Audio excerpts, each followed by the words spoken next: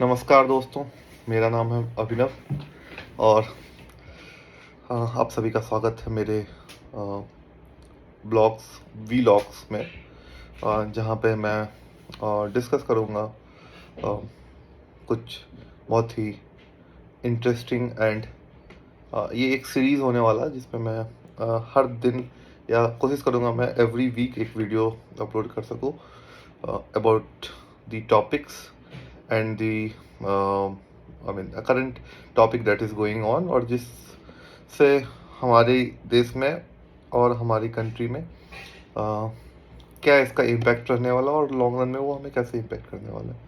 सो या let's begin. सो आज मैं बात करने वाला हूँ एक बहुत ही इम्पोर्टेंट टॉपिक पे, एंड द टॉपिक इज़ कि आज जो हमारे स्कूल के बच्चे हैं और जो हमारे स्कूल में जो पढ़ाई हो रही है, किस तरीके की पढ़ाई हो रही है और किस तरीके से ये हमें फ्यूचर में इम्पैक्ट करने वाला है.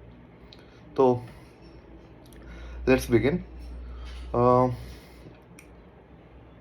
तो जो सबसे इम्पॉर्टेंट चीज़ आप लोगों ने नोटिस करी होगी, before 90s, I mean all the kids जो 2000 से पहले के बॉर्न है, मतलब 90s kids we can call them, जो 90s किड्स है, वो उन सभी की जो पढ़ाई हुई थी तो उनका मेन फोकस, या बिफोर 2000 जितने भी बच्चे थे उनकी जो पढ़ाई हुई थी उनका मेन फोकस हमेशा मैथमेटिक्स रहा करता था, राइट. चाहे वो साउथ में हो, मेरे कुछ साउथ के भी फ्रेंड हैं, मैंने उनसे भी डिस्कस करा है. नॉर्दर्न रीजन ऑफ इंडिया, वहाँ पे भी यही पैटर्न फॉलो हुआ करता था. इवन दी स्टेट बोर्ड्स जो होते थे, या जो सीबीएसई बोर्ड हुआ करता था, या जो स्कूल के जो जनरल बच्चे होते थे, उनका हमेशा फोकस, या स्कूल के मतलब बाकी सब्जेक्ट में कैसा भी मार्क्स आए, बट मैथ्स का मार्क्स हमेशा इंपॉर्टेंट हुआ करता था, इफ़ यू रिमेंबर. बट 2000 के बाद क्या हुआ, ये movie culture and TV culture का इम्पैक्ट ऐसा पड़ा, वेस्टर्नाइजेशन का ऐसा इम्पैक्ट पड़ा कि हमारे बच्चे जो हैं मोस्टली ये इंग्लिश के पीछे भागने लग गए, अपना नेटिव लैंग्वेज छोड़ दिया. बाकी अगर कोई बंदा, if he or she is able to talk in English, then he was consider as a learn person, और पढ़ा लिखा आदमी हम उसको कंसिडर करने लग गए. और जिसकी वजह से क्या हुआ कि पेरेंट्स ने अपने बच्चों को पढ़ाना जो है पढ़ा रहे हैं, बट उन्होंने फोकस डाइवर्ट कर दिया बच्चों को इंग्लिश के ऊपर.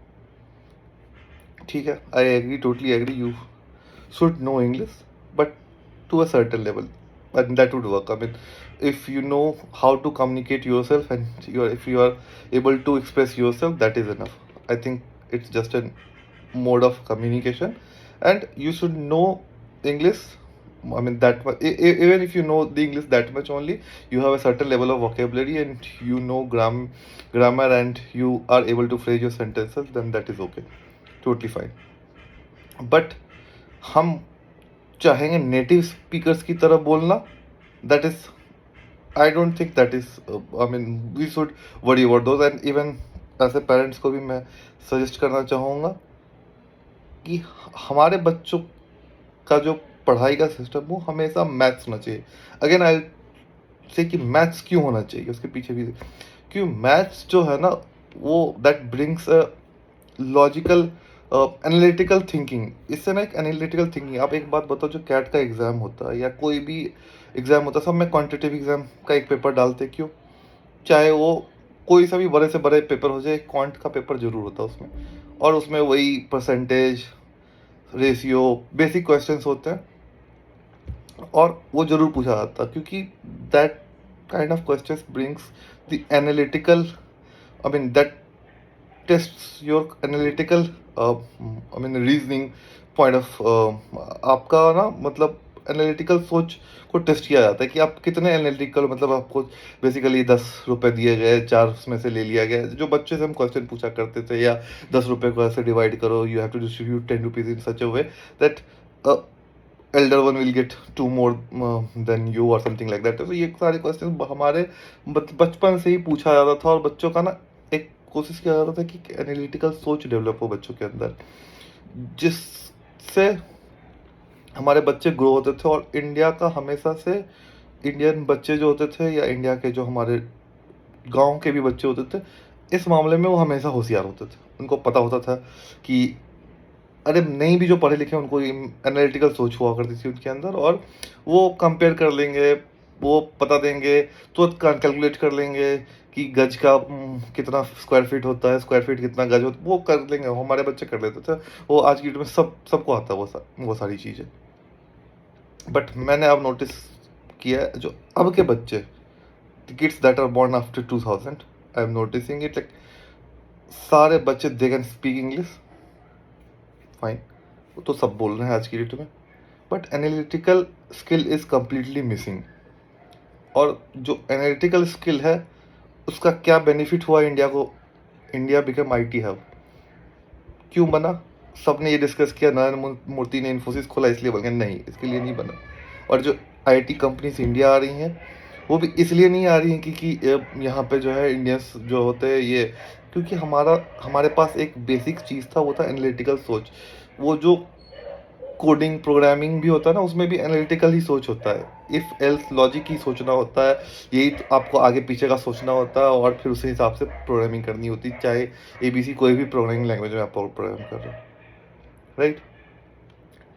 और मेजर रीज़न यही है कि हम बाकी लोगों को सुपरसीड कर पा रहे थे। उसके पीछे यही रीज़न था कि हमारे अंदर एनालिटिकल सोच थी एक, जो कि हमारे पुरखों से हमें मिला था और जिसको हमने कैरी आउट किया था। But we have stopped doing so after 2000 and we have started focusing more on to the communication और द लैंग्वेज पार्ट। और अभी भी मैं देखता हूँ, मैं मीटिंग्स में जाता हूँ या कहीं भी कोई भी एजुकेशनल ये होता है, communication is very important, I agree.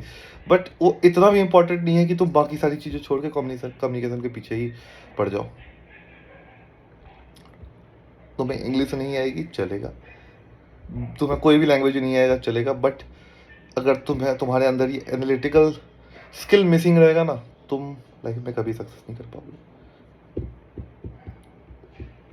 तो जो कभी पेरेंट्स मेरा ये वीडियो देख रहे हैं, मेरा उनसे रिक्वेस्ट है, ठीक है, अपने बच्चों को आप सब कुछ पढ़ाइए, सोशल सब सारी चीज़ें इंपॉर्टेंट है, बट थोड़ा सा फोकस ज़्यादा रखिए मैथ्स में भी। मैं बोलता हूँ ये 9-10 तक का जो मैथ्स होता है, जिसमें एनालिटिकल स्किल्स डेवलप किया जाता है, जो क्वांट डेवलप किया जाता है, जो रेशियो प्रोपोर्शन, ये छोटी छोटी चीज़ें, परसेंटेज, जो वो सर्कल का सरकमफेरेंस और वो रेडियस वाला, वो सब टाइप के जो क्वेश्चंस या जो एंगल वैंगल वाले, इन सब चीज़ों से बच्चों का ना ब्रेन डेवलप होता है और एक एनालिटिकल सोच होती है।